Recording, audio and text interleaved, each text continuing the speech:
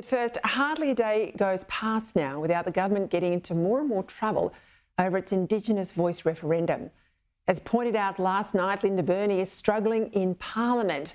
And when she lashes out, well, things just get wrong and they get worse for her. Here she is denying that the voice could change Australia Day. I can tell you what the voice will not be giving advice on. It won't be giving advice on parking tickets. It won't be giving advice on changing Australia Day. Order, members on my left. It will not be giving advice on all of the ridiculous things that this side has come up with.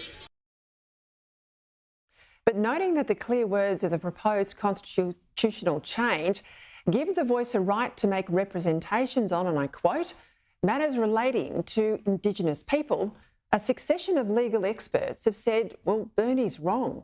Constitutional lawyer and voice supporter Professor George Williams has said in the Australian newspaper today, and I quote, a public holiday commemorating the colonisation of Australia might be something they make representations about.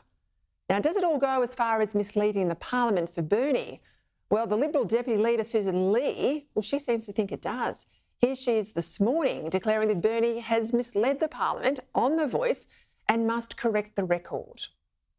I think Linda Burney is in real trouble here, and I think she needs to come into the Parliament and correct the record. If you mislead the Parliament, unintentionally perhaps, you need to step back into the chamber and correct the record, because it's clearly not the case, Pete, that the voice would not be able to make representations about Australia Day.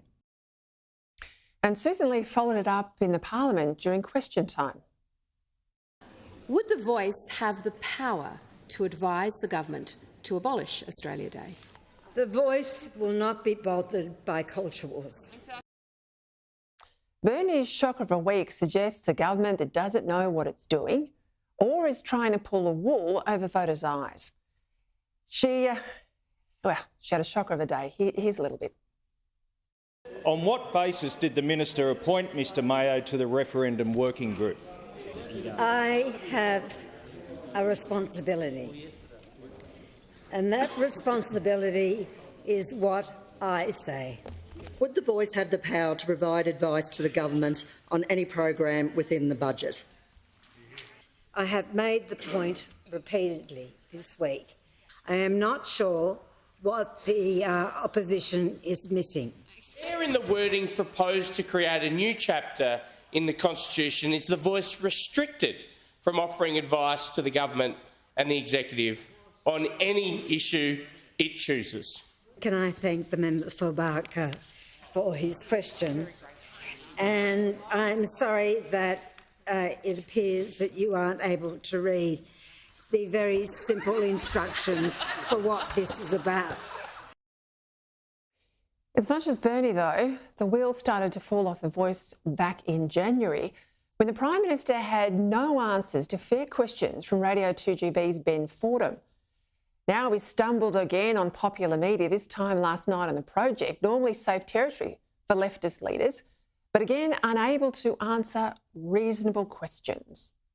People want to understand this, right? So I'm giving you the opportunity to give that clarity. How would people get onto the voice? How would it be chosen?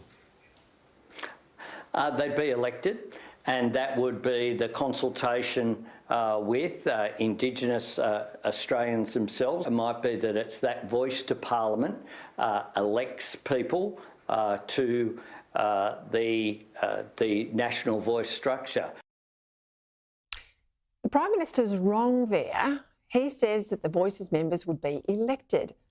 But that's not what the government's own official website material says. It says, and I quote, members of the Voice would be selected, not elected, selected by Indigenous communities that, and I quote, to ensure cultural legitimacy, the way members of the Voice are chosen would suit the wishes of local communities and would be determined through the post-referendum process. So the PM can't say they were elected. He can't say they will be elected by the South Australian Voice or the Victorian Voice or any other equivalent. I mean, talk about signing a blank cheque. And again, all this government talk about the Voice dealing with education, health, employment, justice and so on, as if to imply that's all the Voice might advise the Parliament and the Executive about. But the very wording of the now legislated amendment is not limited to matters directly relating to Aboriginal people. It says any matters relating to them, any matters. Now, why wouldn't the Voice's first item of business be abolishing Australia Day, given that the activists who will dominate the Voice claim it's really Invasion Day and want it scrapped because it's now a day of shame? And then there's all the other demands that the Voice will make, like supposedly paying the rent, the reparations demanded by Aboriginal activists now. Here's one of them. You know, this is the first step. It's a vital step. Pay the rent, for example. You know, how do we do that in a way that is transparent and that it actually sees reparations and compensation to Aboriginal and Torres Strait Islander people? The power in the Voice is that it creates the ability for First Nations to go forth with coherent positions on what legislation needs to be created, what legislation needs to be amended, and punish politicians that ignore our advice. That's Thomas Mayo, as you now know, the National Indigenous Officer of the Militant Maritime Union, a key part of the government's referendum working group. As the photo shows, he was a big part too of the Prime Minister's announcement of the referendum. He's also a director of Yes 23, the official pro-Voice campaign body. Now, these are his words, pay the rent, not words of his no opponents. So take him at his word. Massive changes are coming if Labor's Voice gets up. But unlike so many of the other things that are happening in this country by stealth, at least this time, you will have a say via the referendum.